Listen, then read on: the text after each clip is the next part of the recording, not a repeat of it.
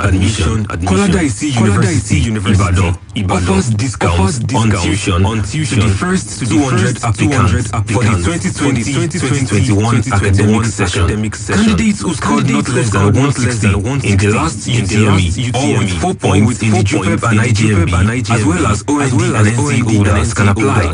For further inquiries, call 070-379-535-251-251-251-184 and 090-988-71712 or log on to www.koladaisiuniversity.edu.ng or visit our campus at Kilometer 18 Ibadan Oyo Expressway.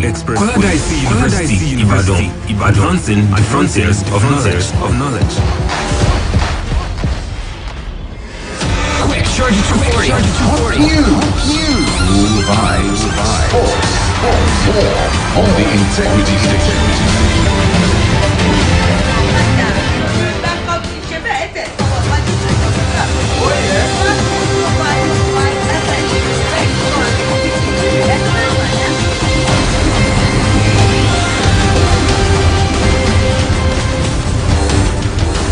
Oh, good morning and welcome to the first edition of Business Splash for this week on Splash 105.5 FM. In this package, we have for you stories on CBN policy, exportation, petroleum, agriculture, as well as some stock reports. My name is Charity Jerome. First, the business news headlines. CBN's Naira for dollar policy takes off. NNPC replies Auditor General for the Federation's query, says it spent 966 billion naira on pipeline repairs. FAN seeks suspension of statutory revenue contribution, and NHIS alleges 6 billion naira withdrawn from its account. Details of these and more coming shortly.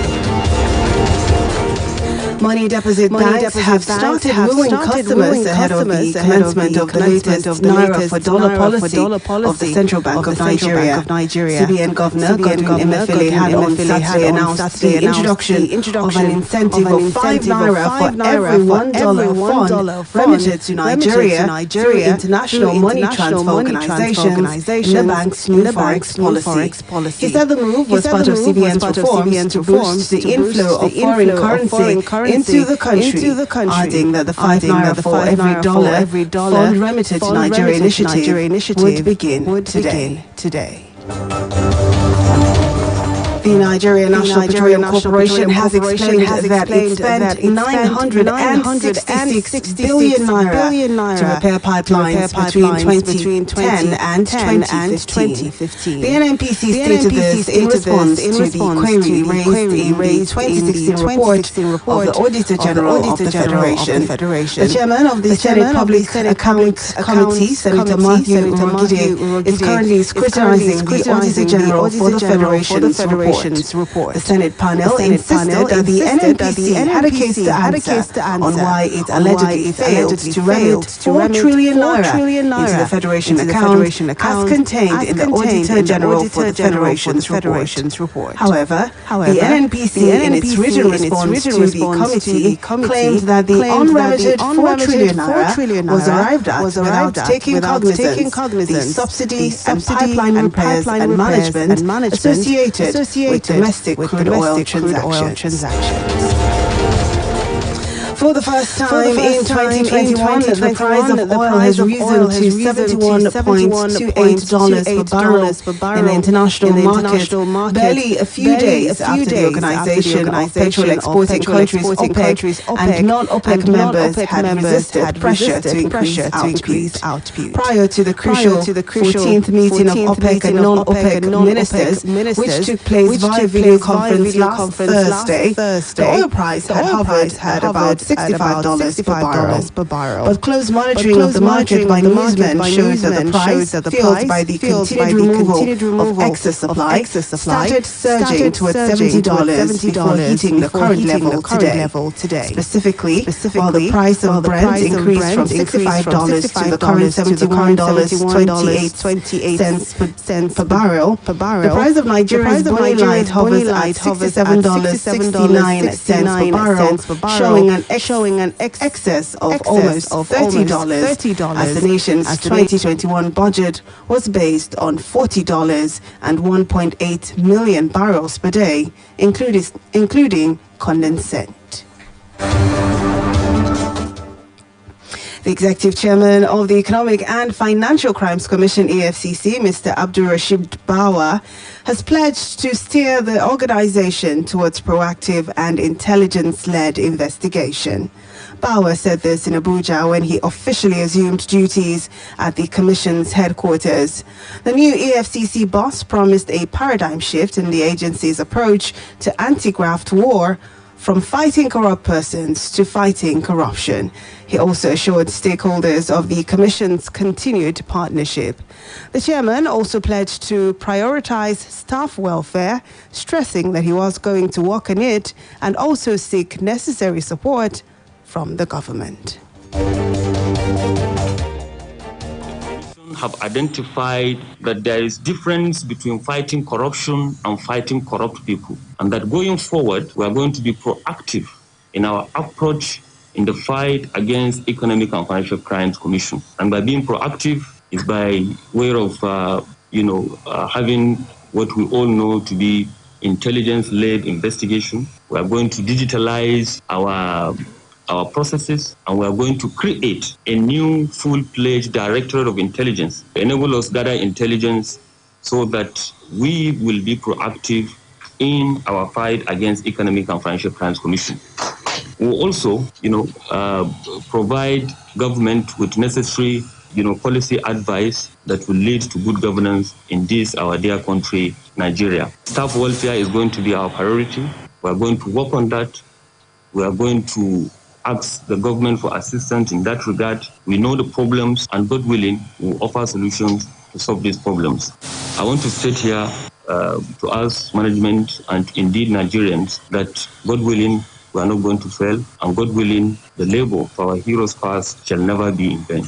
The Commission have identified that there is difference between fighting corruption and fighting corrupt people, and that going forward, we are going to be. The voice of Mr. Abdulrasheed Bawa there, the Executive Chairman of the Economic and Financial Crimes Commission, EFCC. Elsewhere, the Executive Secretary, Chief Executive Officer of the National Health Insurance Scheme, NHIS, Professor Mohammed Sambo, has raised an alarm over the withdrawal of 6 billion naira from the scheme during COVID-19 pandemic without notice. Professor Sambo, who did not elaborate on the issue, said due to the inefficiency in past administrations, the scheme lost a lot of its funds. According to the NHIS boss, about 11 billion naira of its money was inadvertently transferred to the Federation account in 2014. It has since been tracking the retrieving of the fund. He also said that about 10 billion naira was lost from one of its bank accounts, which the Economic and Financial Crimes Commission, EFCC, is helping it to recover.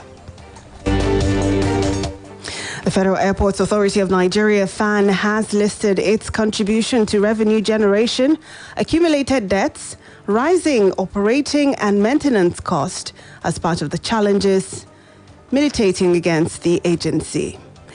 FAN Managing Director Captain Rabiu Yadudu asked the Senate Committee on Aviation to discontinue the 25% revenue contribution it makes to the Federation account during its oversight visit to the authority on Saturday. Yadudu also decried the debt of airlines to aviation agencies, particularly FAN. He said a particular airline owed 13 billion naira for services rendered. In his response, the chairman of the committee, Senator Smart Adeyemi, said the idea was commendable, but noted that the issue was constitutional and would need a review to achieve.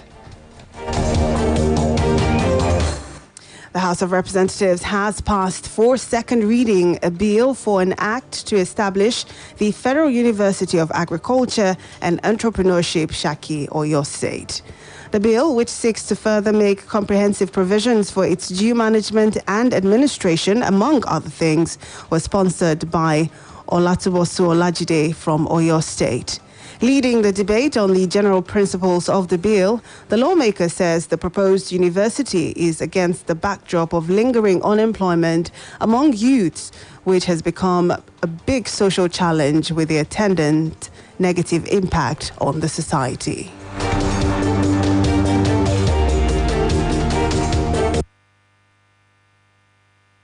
This is the first time in Nigeria that a University of Entrepreneurship will be established. Check, in the last 20, 30 years, we've had the rate of unemployment among our young population increasing from year to year. In other words, the education we are giving our young people is the one that makes them to be job seekers rather than people that can establish jobs. This university is going to come up with a different approach. In other words, our graduates of this university will be able to stand on their own. This is the first time in Nigeria that a University of While urging the House to enable its swift passage and implementation, he maintained that the entrepreneurship education acquired by the students will help them seek investment opportunities and maximum returns for the economic growth and development of the nation. Ruling on the bill, Speaker Femi Gbajabiamila referred it to the House Committee on Agricultural Colleges and Institutions for more legislative scrutiny. We refer to the Committee on Agricultural Colleges and Institutions. Well, it's now time for us to link up with Femi Ojo for stock exchange reports for today.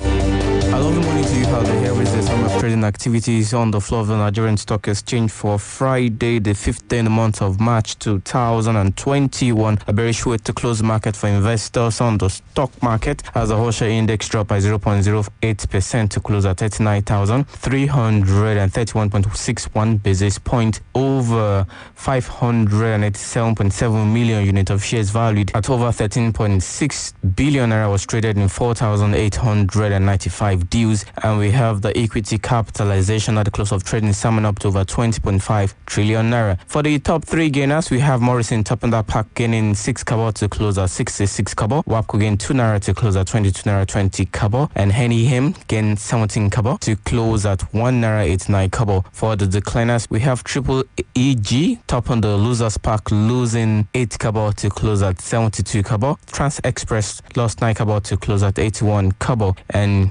Humrit lost 4 naira 5 kobo to close at 36 naira 60 kobo. For the major players, we have Mansa top on the traders pack, trading over 282.3 million units of shares. Zenith Bank traded over 46.8 million units of shares. FBN Holdings traded over 26.5 million units of shares. UBA traded over 23.2 million units of shares, and Guarantee traded over 20.8 million units of shares. And a look at the total week's wrap up, we have a total turnover of 2.092 billion shares worth 29.744 billion naira and 24,238 deals was traded there on the floor of the exchange by investors, in contrast to 1.930 billion shares valued at 20.656 billion naira. The exchange hands the previous week in 24,687 deals. The financial service industry measured by volume led the activity chart with 1.633 billion shares valued at 10.727 billion naira that was traded in 13,269 deals, thus contributing 78.06% and 36.06% to the total equity turnover volume and value respectively. The consumer goods industry followed with 92.009 million shares worth 4.521 billion naira in 4,168 deals, while the third place was the oil and gas industry with a turnover of 91.340 million shares worth 10.527 billion naira in 1,471 deals. Trading in the top three equities, namely Wema Bank PLC, Azaman Sad, Insurance PLC and Zenith Bank PLC, measured by volume, accounted for 903.561 million shares worth 5.564 billion naira in 4,017 deals, contributing 43.19% and 18.71% to the total equity turnover volume and value respectively. In summary, we have 14 equities appreciating in price during the week, lower than 20 equities the previous week. 71 equities depreciated in price, lower than 43 equities the previous week, while 77 equities remain unchanged, lower than 98, lower than 99 equities recorded the previous week. That was a summary of trading activities for the last day of trading last week. That was the fifth day in the month of March 2021, and the total week's wrap up. Join me on Wednesday when I bring you the outcome of today's trading and that of tomorrow's trading. Hi, I'm Femi Ojo. Have a blessed week. Well, many thanks, Femi. That's it on Business Splash for today on Splash 105.5 FM, your integrity station. Join us again on Wednesday for another fresh edition. My name is Charity Jerome. Good morning and thank you for listening. Quick, Charger 240. Hot news, cool vibes, sports.